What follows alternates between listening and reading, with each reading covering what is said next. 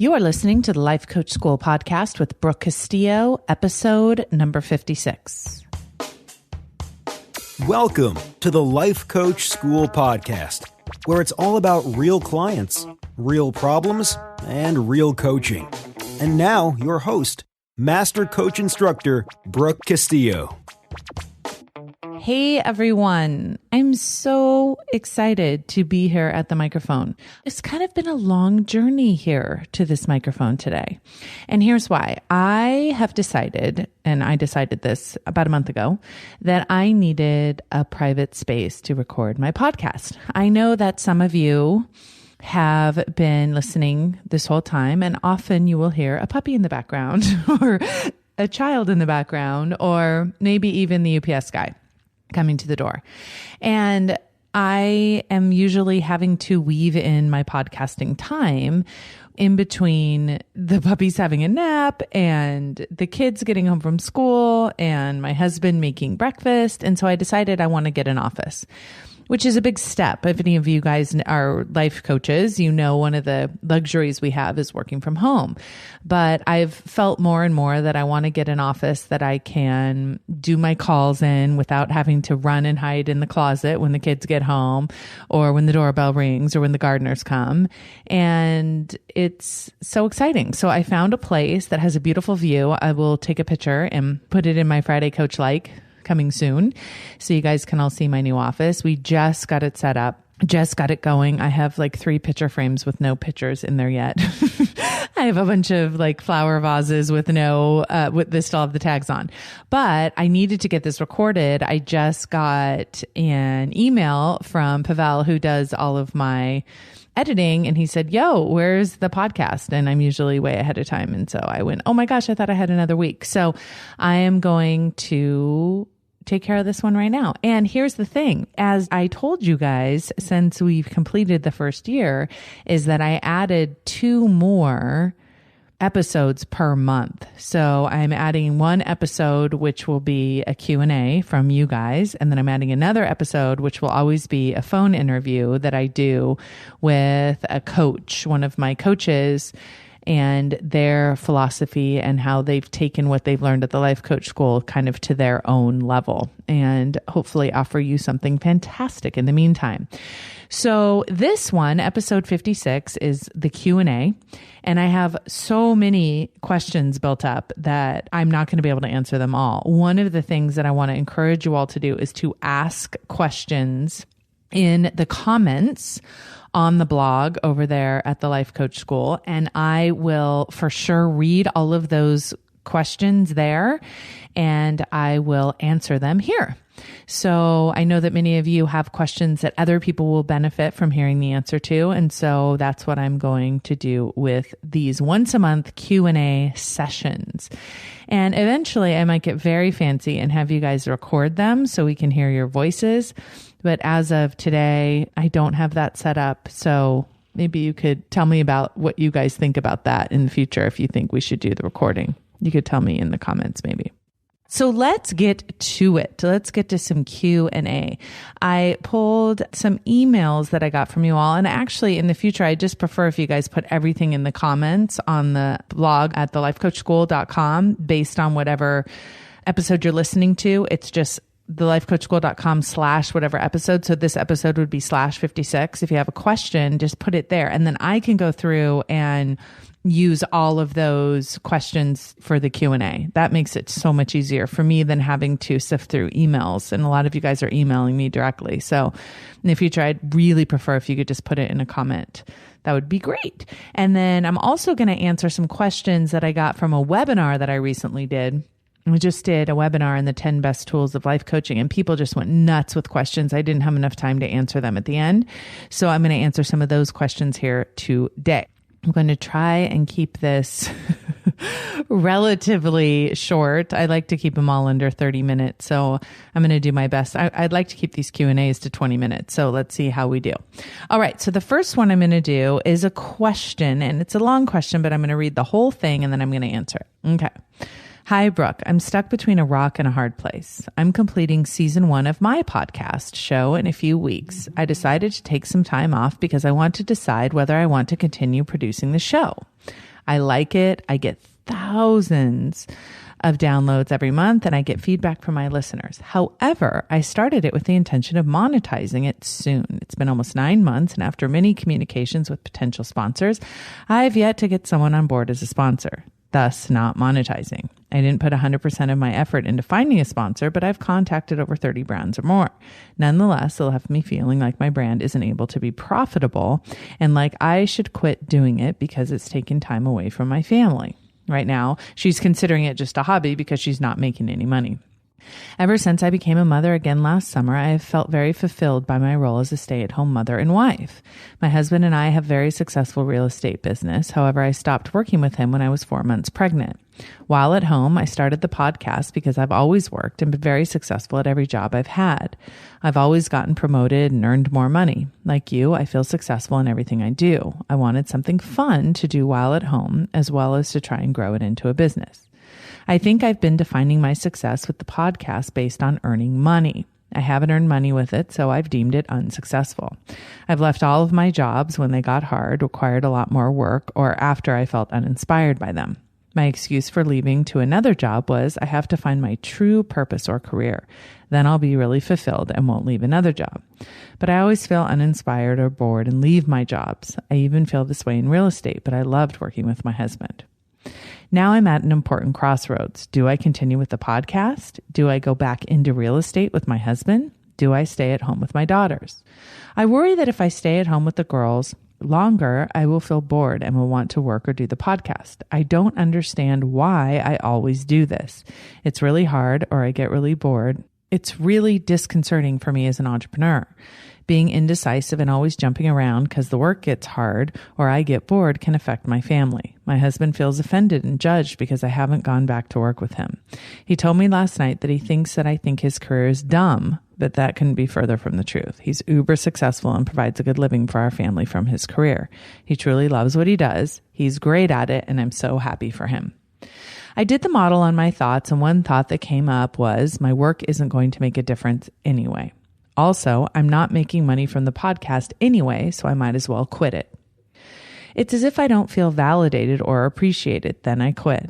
I'm desperately tired of quitting things. I'm tired of feeling like a little Mexican jumping bean, hopping from one idea to the next. I'm great at everything I do, but how do I know what I'm supposed to be doing? I know I gave you a lot of details, but I think I needed that brain dump. Hope to hear from you soon. Okay, so you did give me a lot of details. And one of the reasons why I picked your question and I wanted to read it is because I get an email that sounds very similar to this very often. And I like all the details and I like looking at where your mind is because it really helps me to be able to coach you. Now, it's challenging because I can't ask you questions and I can't get more information as we go through, but I think there's a bigger lesson here that I think everyone can benefit from.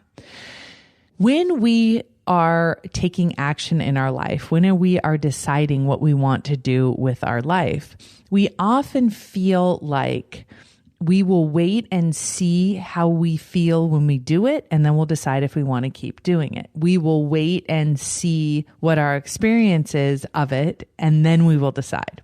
And that is one of the biggest mistakes that I've seen with most of my listeners, my students, and my clients, is that you're waiting to see what the experience is, and yet you are the one creating the experience. That's why most of us have these patterns in our lives of continuous thought, feeling, action patterns. We are expecting a different result, but we're actually doing the same thing. Even though the job looks different, we're doing the same pattern of action. So what's happening for you is you are expecting your job to provide you with a sense of purpose. You're expecting your job to give you a sense of that you're doing what you're supposed to be doing, in essence. And what I want to offer to you is that that is not your job's job. Your job's job is not for you to develop a sense of significance from it. Your job's job is not responsible for how you act or how you feel. Now, I know that so many of you think that it is. So many of you are expecting your job to give you some sense of purpose. And I have to tell you that Your sense of purpose has to come from you. Now, that's not to say that once you start really accessing yourself and your own sense of purpose and your own sense of direction in your life, that you won't change jobs. But when it comes from an authentic place, meaning when you get to the place where you're managing your mind and then your action looks different, then you're going to have the effect of that thinking, feeling, action line. But when you try and change your action line, when you try and change what you're doing before you change how you're thinking and how you're feeling, you end up repeating the pattern. The action can't solve this for you. So whether you go back to work with your husband, whether you keep doing the podcast, whether you go out and get a job, whether you stay home with the girls, is not going to determine how you experience your life. What's going to determine how you experience your life is how you think about your life. So when you look at these options, I think you're looking at them hoping that they will provide you with some sense of correctness. And what I mean by that is you said, I want to be doing what I'm supposed to be doing. And I think that we believe that if we're living our quote unquote right life, when we're doing what we're supposed to be doing, then we will somehow feel complete. And I want to tell you that what you do in your life does not provide you with that sense of completion. That doesn't provide you with that sense of wholeness, right? What you do in your life can only create results. It can't provide you with a sense of feeling about your life. The only thing that can provide you with the sense of feeling about your life is the way you think about your life. So when you come back to the podcast, you have set yourself up and you said you did a thought model on it, that the podcast is only really useful to you is if you can monetize it. Now, let me show you some thoughts that I have seen. The podcast is only useful if I can monetize it. I've reached out to 30 people in order to get advertising on it, and therefore I can't. They've said no, so I can't monetize it, right? That's really the only way, is to get advertising.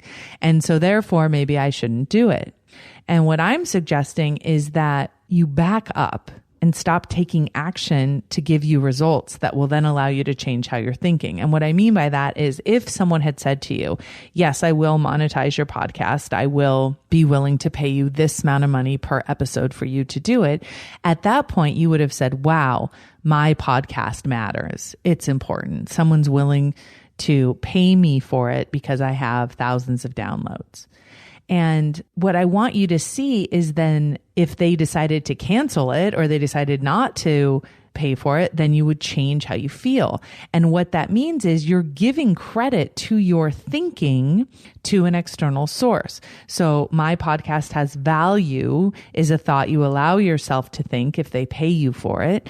My podcast doesn't have value is what you think if they don't pay you for it. And what I'm saying is, don't give those external events or those external people credit for how you're thinking. You get to decide whether it has value or not. And let me tell you why this matters.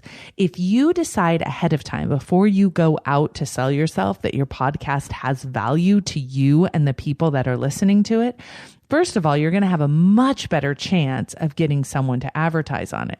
But even if you don't, let's say you go to 30 brands and they all say no, then if you still believe, and you should, because it's a belief you started with, that your podcast has value, you are going to find another way to monetize it. You are going to find such a deeper sense of wisdom available to you to be able to create what you want in this world.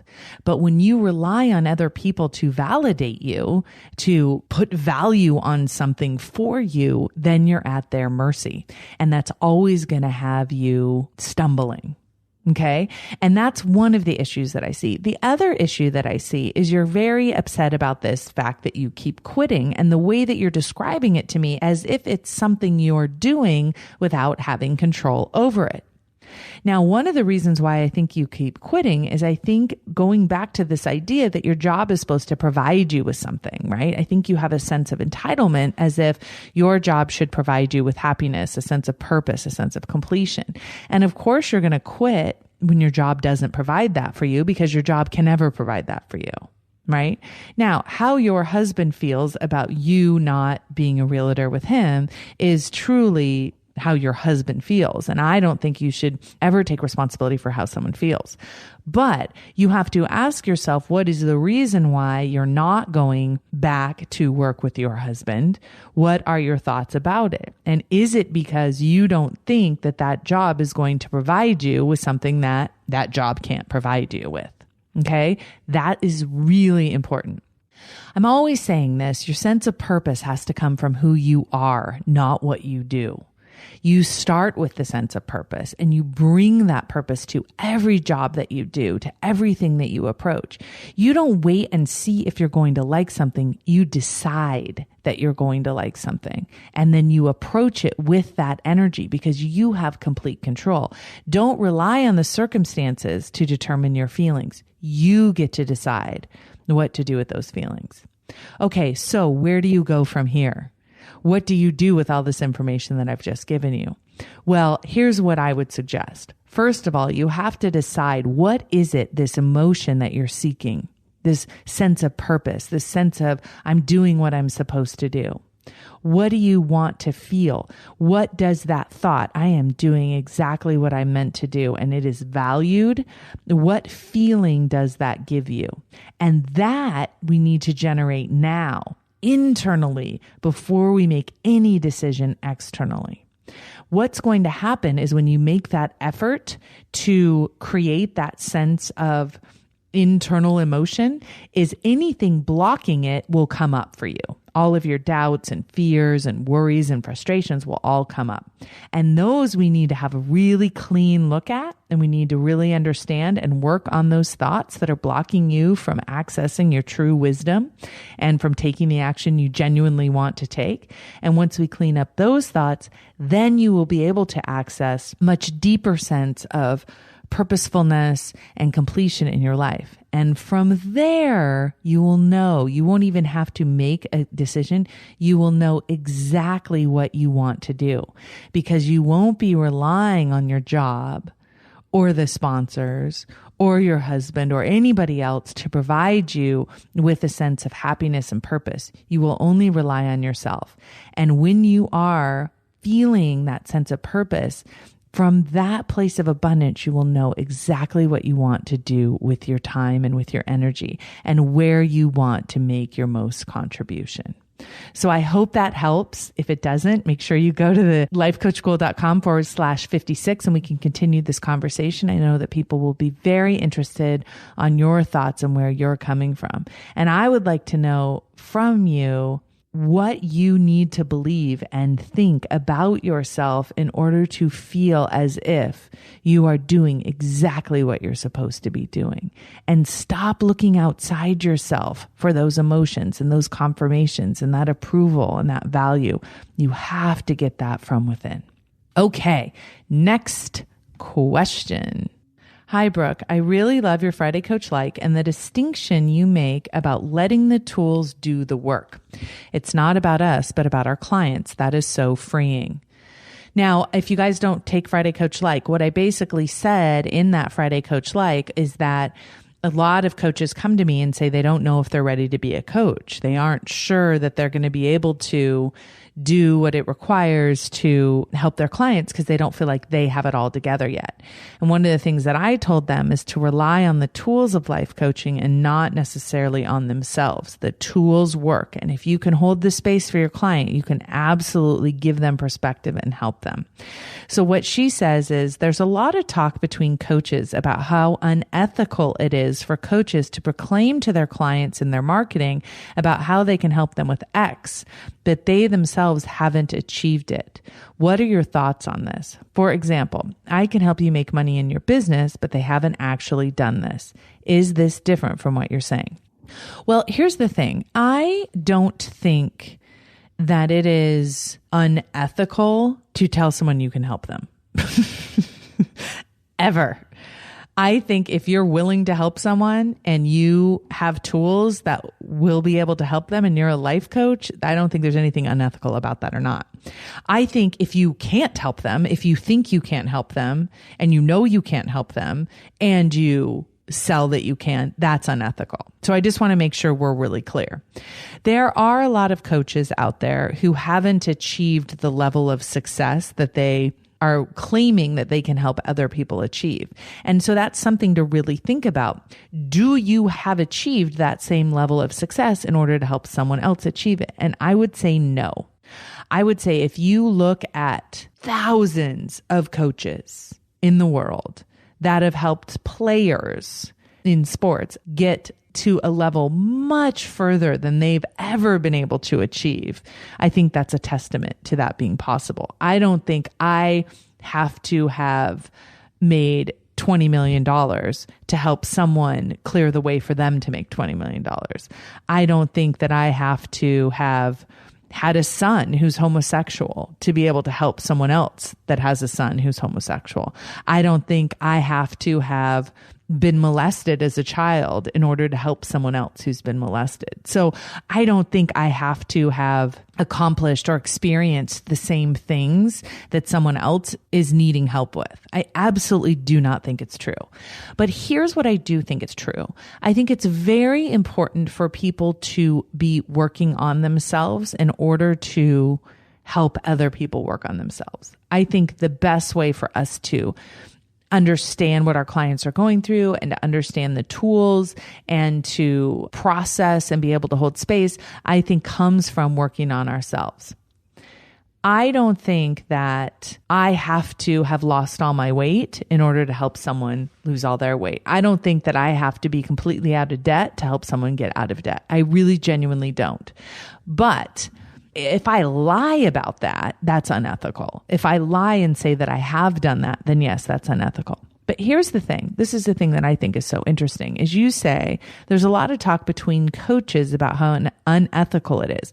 I don't understand that talk between coaches. I don't understand why anyone would ever want it to claim that another coach is unethical or put another coach down or be negative in that way. And you weren't saying that it was you, and so I'm not saying that it is you, but I really want you guys to notice if you're doing this in your own lives, if you're putting other people down or calling them unethical or saying that they're not effective because of your opinion, because I don't see the upside. Honestly, I don't see the upside of calling someone else unethical because they want to do, like what you had said, I can help you make money in your business, but they haven't actually done this. I mean, I think you can help other people make money in their business even when you haven't done it. I really genuinely do. I think you can understand stuff intellectually, but maybe you're blocked doing it yourself for whatever reason, but you can help someone because you have a perspective. And so I don't really think it's any of our business to decide whether they can help someone or not. And I certainly don't think it's useful for us to be calling them unethical. What I think we need more of, especially in the coaching industry, is everybody helping each other and everyone contributing to each other and supporting each other and cheering for each other, right? I think that that's really important. So am I saying something different? No, I'm not. I don't think so. I think I'm saying that just having someone in your life that you spend an hour with every week talking about what's going on in your mind, I think is extremely helpful. I have had so many of my students, when we go do our 6-day training, I sit down and we coach each other as part of that process. And I can't even tell you, when I come away, these are brand new coaches. They're certainly not as experienced as I am.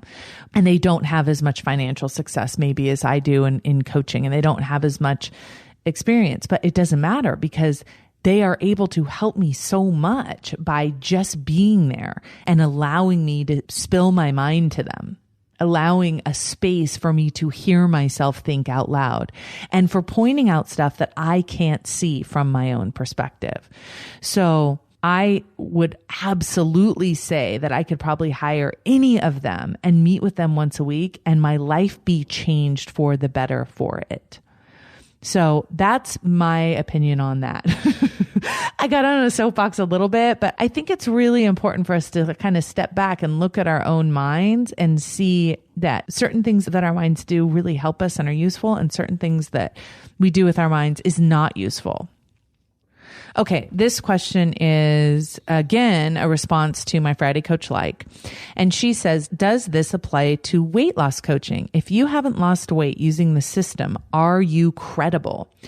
This is the same question, and I'm just going to tag it on. Absolutely. Your credibility doesn't have to have anything to do with what you're able to do in your own life. I genuinely believe that. I think you can absolutely help people in a way that maybe you can't help yourself. And I think it's absolutely credible for you to do that in a way that feels true to you. Okay.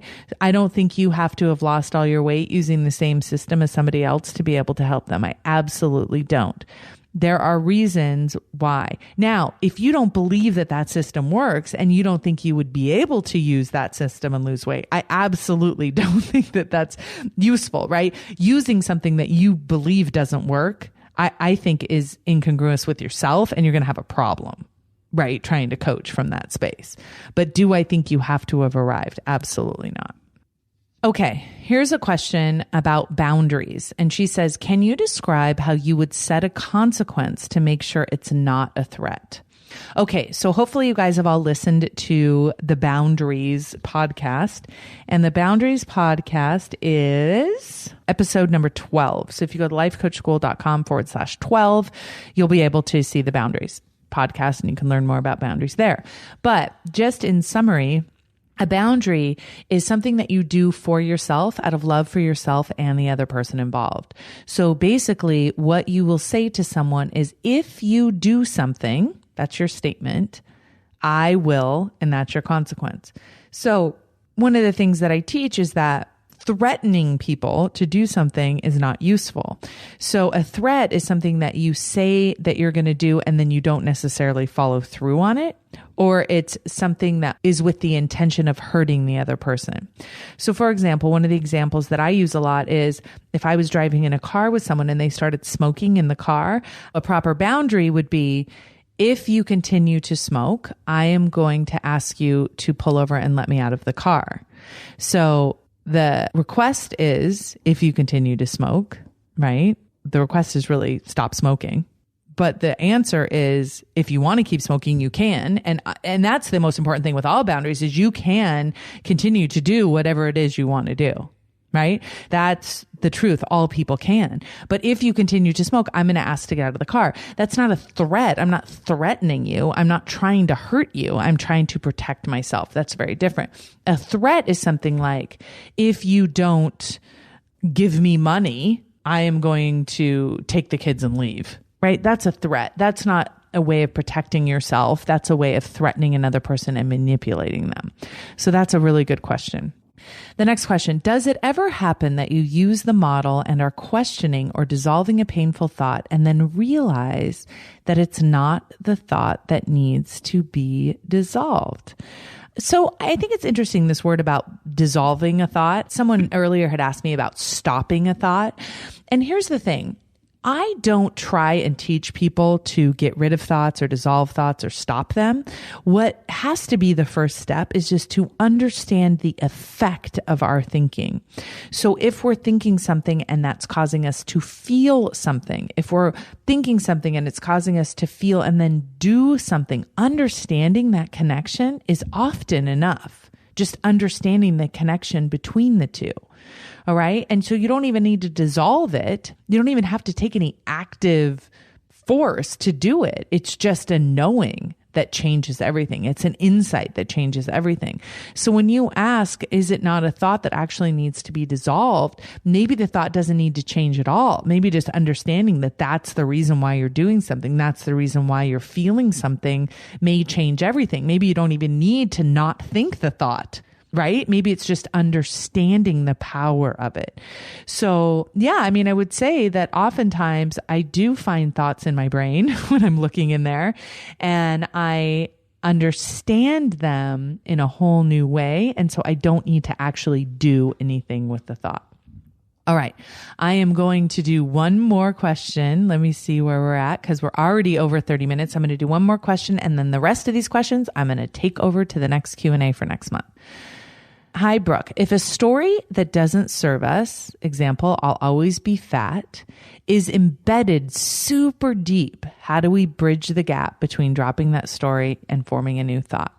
Here's the thing, and this is something I want to remind you all. There are no thoughts that are embedded super deep.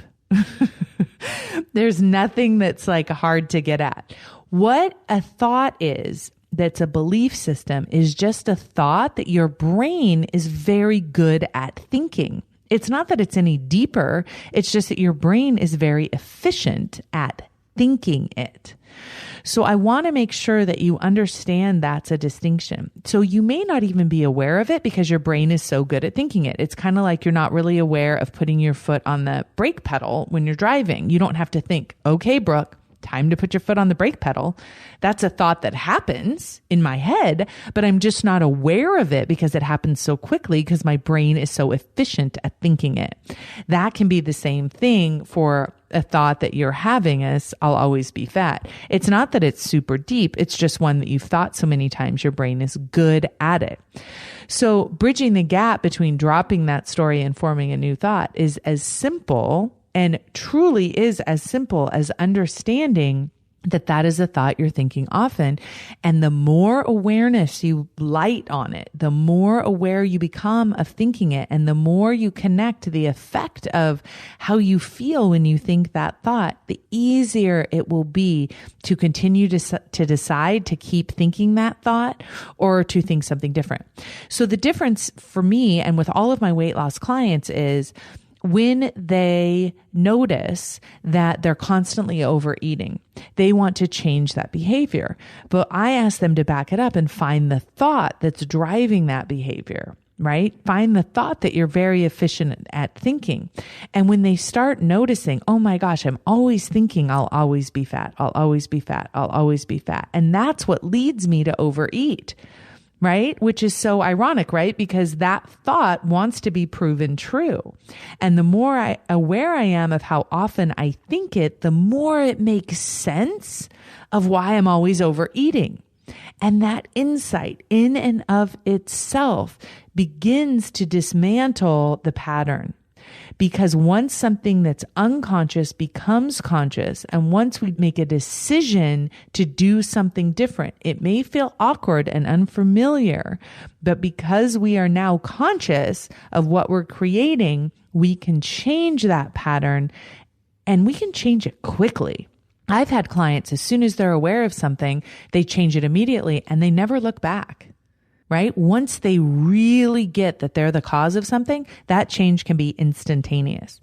It's a deeper understanding than just understanding it intellectually. We need to truly understand that we are the cause of our own pain and we are the cause of our own actions. From that space, we can gently, doesn't have to be by force, change into a new pattern of thinking. And it does require a commitment because our brain is going to want to go to the old pattern of thought. Okay, that was a lot, you guys. I didn't mean for that to go on so long, but there was some really good questions and I wanted to address them all. And I have to say, recording my first podcast in my new office has been amazing. There's these beautiful trees right outside and there are squirrels jumping all over them and they're beautiful. And the sky is completely crystal blue and it is silent in here. So, all right, everyone, I will talk to you. Now, this one's going to be published on Monday. So I'm going to talk to you again coming up this Thursday. 2 podcasts, 1 week. You are welcome, y'all. Oh my gosh. If you are at all tempted to come and see me in June, we still have spaces in our 6-day training. What are you waiting for? Let's do this. Go to thelifecoachschool.com and /training and let's get it done. All right, everybody. Have a wonderful, amazing day. I'll talk to you soon. Bye-bye. Thank you for listening to the Life Coach School podcast. It would be incredibly awesome if you would take a moment to write a quick review on iTunes. For any questions, comments, or coaching issues you would like to hear on the show, please visit us at www.thelifecoachschool.com.